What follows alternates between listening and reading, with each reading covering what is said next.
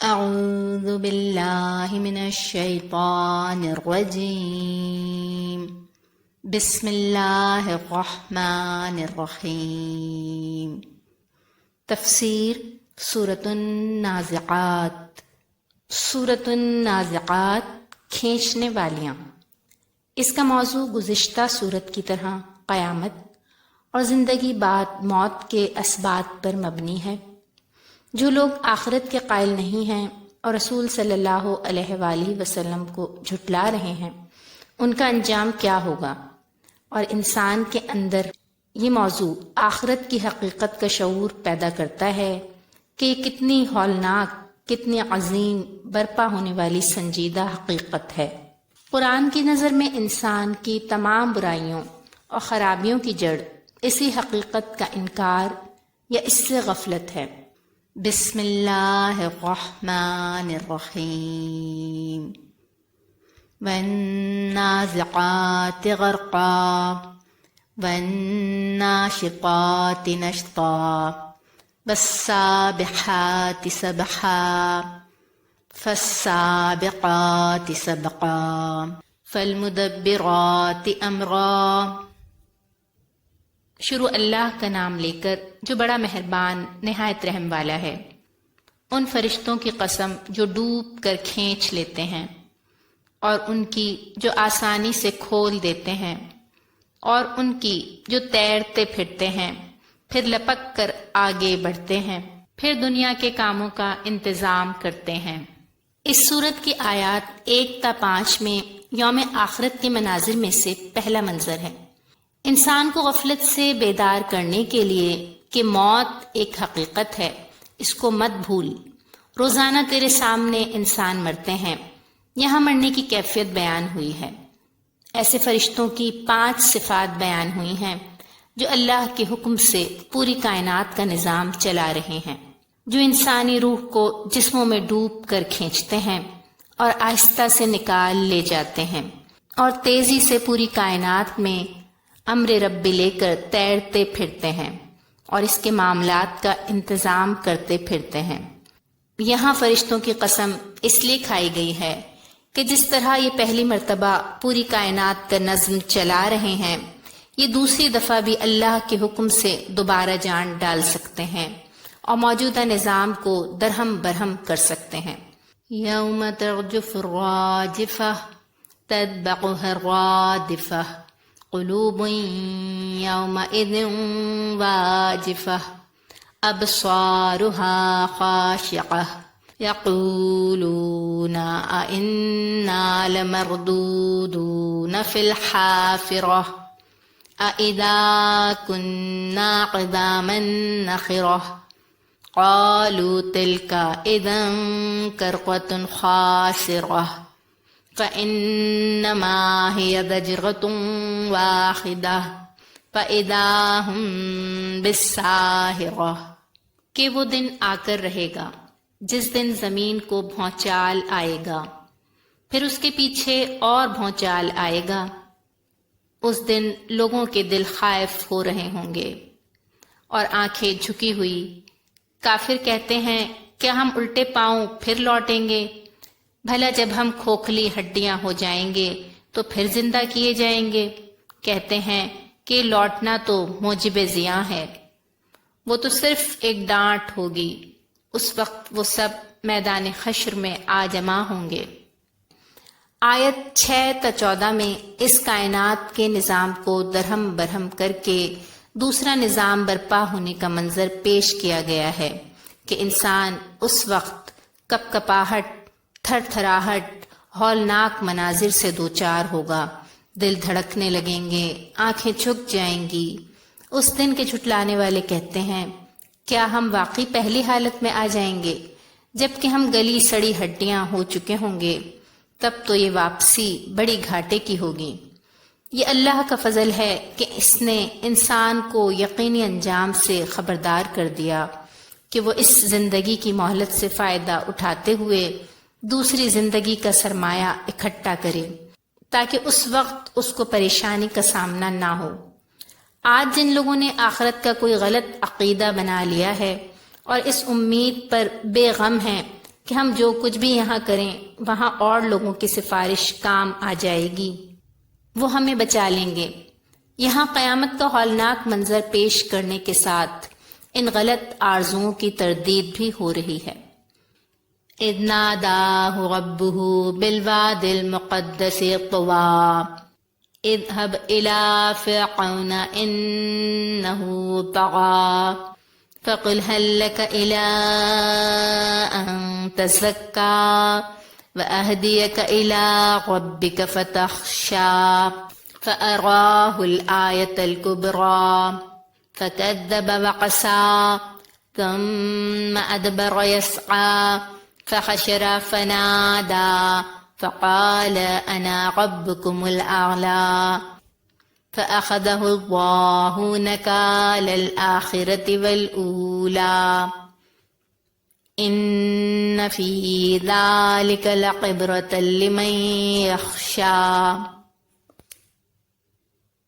بھلا تم کو موسیٰ کی حکایت پہنچی ہے جب ان کے پروردگار نے ان کو پاک میدان یعنی طوا میں پکارا اور حکم دیا کہ فرعون کے پاس جاؤ، وہ سرکش ہو رہا ہے، اور اس سے کہو کیا تو چاہتا ہے کہ پاک ہو جائے اور میں تجھے تیرے پروردگار کا رستہ بتاؤں تاکہ تجھ کو خوف پیدا ہو۔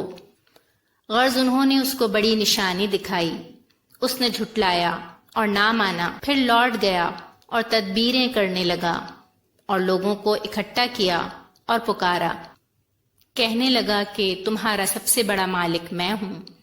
تو اللہ نے اس کو دنیا اور آخرت دونوں کے عذاب میں پکڑ لیا۔ جو شخص اللہ سے ڈر رکھتا ہے اس کے لیے اس قصے میں عبرت ہے۔ آیت 15 تا 26 میں اس قیامت کی دہشت سے پر منظر کے ساتھ تاریخ میں قصہ حضرت موسیٰ علیہ السلام اور فرعون کی صورت میں اللہ کے پیغام سے انکار و بغاوت کرنے والوں کے انجام سے استشہاد کیا گیا ہے۔ قرآن نے حضرت موسیٰ علیہ السلام اور فرعون کے واقعے کو مختلف انداز میں بار بار بیان کیا ہے۔ ہر جگہ بیان کرنے کی غرض مختلف ہے۔ جب فرعون کو حضرت موسیٰ علیہ السلام نے ناصحانہ انداز میں اور معجزات کے ساتھ راہ حق کی طرف دعوت دی تو اس نے تکبر اور انکار کیا، چنانچہ وہ اللہ کی گرفت میں آ گیا اور آخرت سے قبل دنیا میں بھی اپنے انجام کو پہنچا اور پانی میں غرق ہوا۔ آج بھی جو لوگ دنیا کو آخرت پر ترجیح دیتے ہیں وہ بھی ایسے انجام کو پہنچ سکتے ہیں، خواہ اس کی شکل مختلف کیوں نہ ہو۔ أأنتم أشد خلقا أم السماء بناها رفع سمكها فسواها وأغطش ليلها وأخرج ضحاها والأرض بعد ذلك دحاها أخرج منها ماءها ومرعاها والجبال أرساها متاعا لكم ولأنعامكم۔ بھلا تمہارا بنانا آسان ہے یا آسمان کا؟ اسی نے اس کو بنایا، اس کی چھت کو اونچا کیا، پھر اسے برابر کر دیا، اور اسی نے رات کو تاریک بنایا اور دن کو دھوپ نکالی، اور اس کے بعد زمین کو پھیلا دیا۔ اسی نے اس میں سے اس کا پانی نکالا اور چارہ اگایا اور اس پر پہاڑوں کا بوجھ رکھ دیا۔ یہ سب کچھ تمہارے اور تمہارے چار پایوں کے فائدے کے لیے کیا۔ آیت نمبر 27 تا 33 میں انفس و آفاق سے قیامت پر دلائل دیے جا رہے ہیں۔ نمبر 1، اللہ تعالیٰ کے لیے انسان کو دوبارہ زندہ کرنا کچھ مشکل نہیں۔ نمبر 2، پوری کائنات کا نظم انتہائی حسن خوبی اور حکمت سے کار فرما ہے۔ یہ اتفاقی واقع نہیں اور نہ ہی بے مقصد ہے، اس کی تکمیل آخرت کے بغیر ممکن نہیں۔ نمبر 3، یہ پوری کائنات انسان ہی کے لیے باحکمت تخلیق کی گئی ہے، جس سے ہر انسان ہر آن فائدہ اٹھا رہا ہے۔ یہ کیسے ممکن ہے کہ جو ان انعامات کا شکر ادا کرے اور جو ناشکری کا رویہ اختیار کرے دونوں ایک جیسے انجام سے دوچار ہوں۔ انصاف کا تقاضا ہے کہ ایک دن ایسا ہونا چاہیے جس میں ہر کسی کو اس کے کیے کا بدلہ ملے۔ فَإِذَا جَاءَتِ الطَّامَّةُ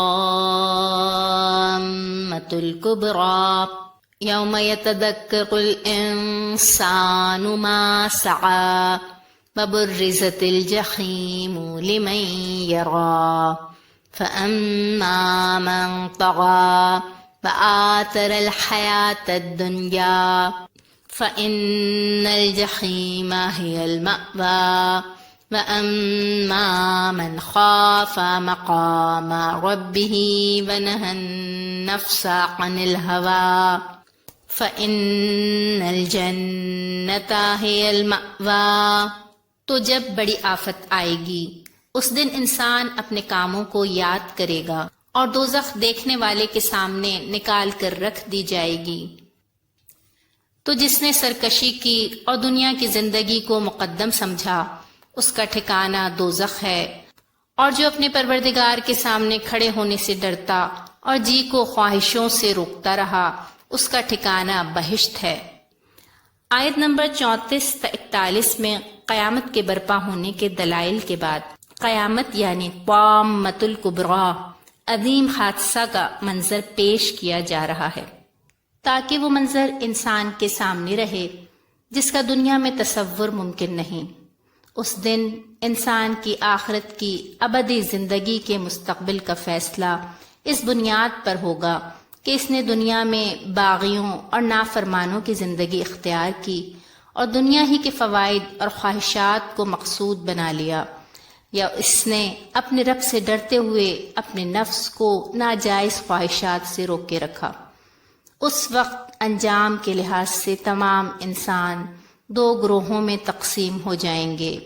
جو اپنی خواہشات کے غلام بن کر زندگی بسر کر رہے تھے ان کا انجام دوزخ ہوگا، رہے وہ لوگ جنہوں نے دنیا میں اختیارات اور ذمہ داریوں کا صحیح ادراک کر کے ہمیشہ اس بات کی فکر کی کہ ایک دن انہیں اپنے آقا اور مولا کے سامنے حاضر ہو کر ہر عمل کا حساب دینا ہے، ایسے لوگ انجام کے لحاظ سے کامیاب ہوں گے اور ان کا ٹھکانہ جنت ہوگا جو انتہائی پرسکون اور آرام دہ جگہ ہوگی۔